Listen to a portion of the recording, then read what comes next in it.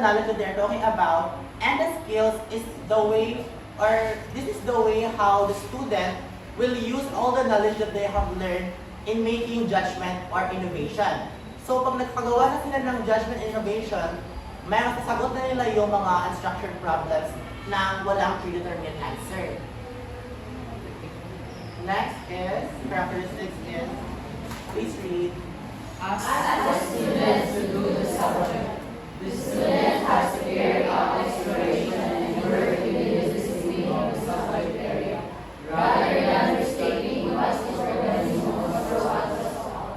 So the word do is being emphasized there. When we say do the subject, what do you mean by that? Do you have any idea what is being meant there in the, or what is being said there in the slide, or the third characteristic? Do the subject, the student has to carry out exploration. So they tackle more, then dig deep. I think they dig deeper to the subject area, not just, hindi lang sila mag-stick doon sa knowledge na binigay at kung ano man yung alam na. So you have to dig deeper to that. Okay, so when you say dig deeper, naka-indicate dito is do.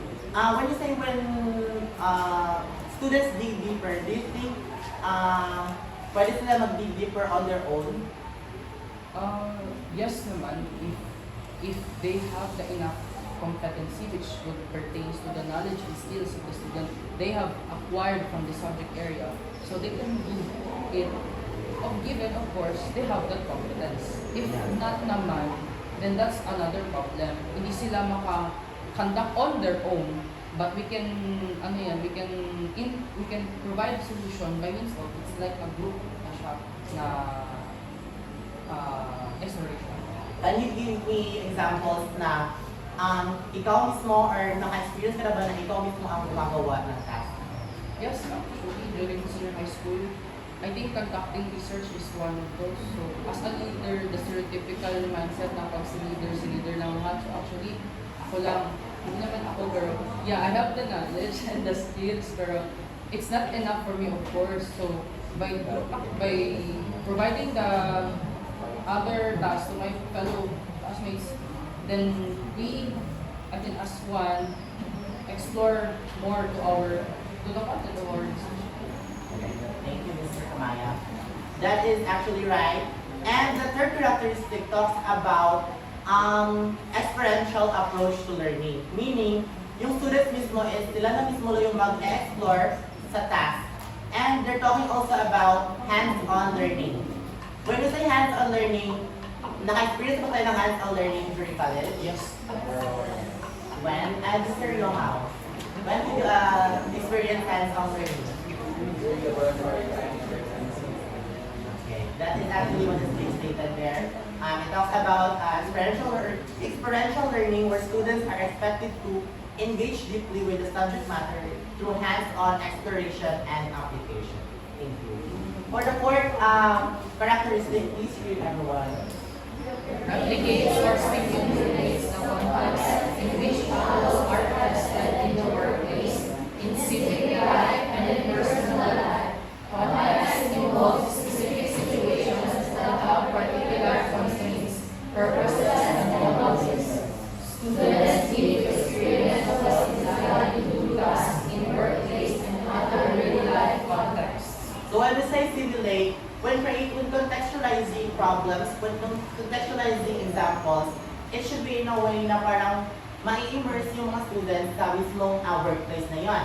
Now, we already talked about kung paano ma-contextualize, maka-affect ito sa community or sa school. Di ba? May example lang tayo kanina. Now, how do you think authentic assessment can affect one's personal life?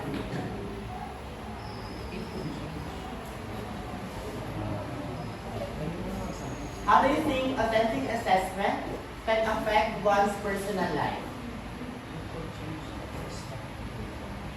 Anyone? Mr. Kamaya. It would change, not it would, it will change your perspectives about certain topics, like the misconceptions, or it could add to your prior knowledge which is inclined to that.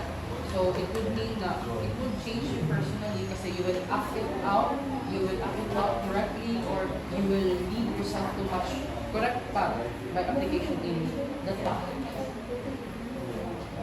Okay, before this, di ba may na-mention kanina na it requires judgment and innovation. And actually, authentic assessment, it amplifies or enhances the decision-making of oneself or sa mga students.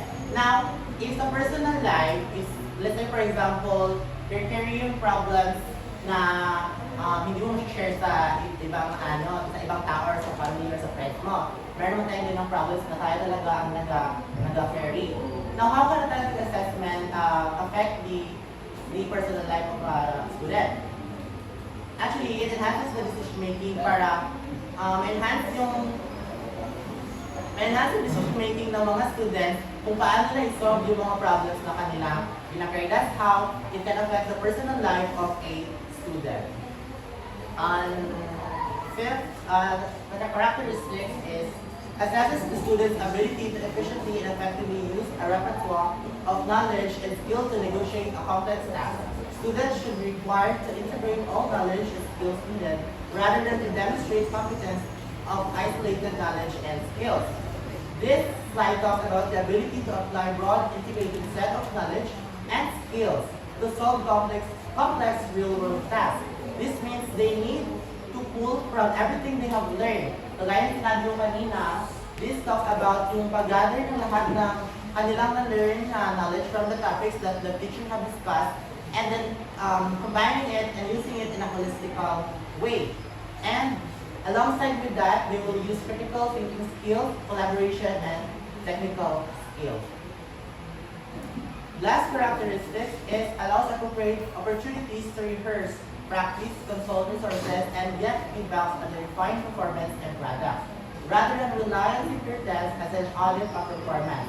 So to make it short, this characteristic of authentic assessment, it talks about when giving complex tasks to your students, we should give them time to prepare and to rehearse. And also, it is very important for feedback cycles. What do we mean by feedback cycle? Is we give feedbacks to the performance of the students while they're doing their tasks, while they're doing their assessment, and after they presented their output and their tasks. And now that we're done with tackling about the characteristics of an authentic assessment, let us now move into the factors that may affect the authenticity of assessment. Impact na natin. Kasi medyo anong way ibang parts after that? Related to sa Bloom's Camp. Okay. Tapos, Oh. ito mga interconnected. Alright. Okay lang, Paolo. I-video mo na lang yung part na yan. Okay, let's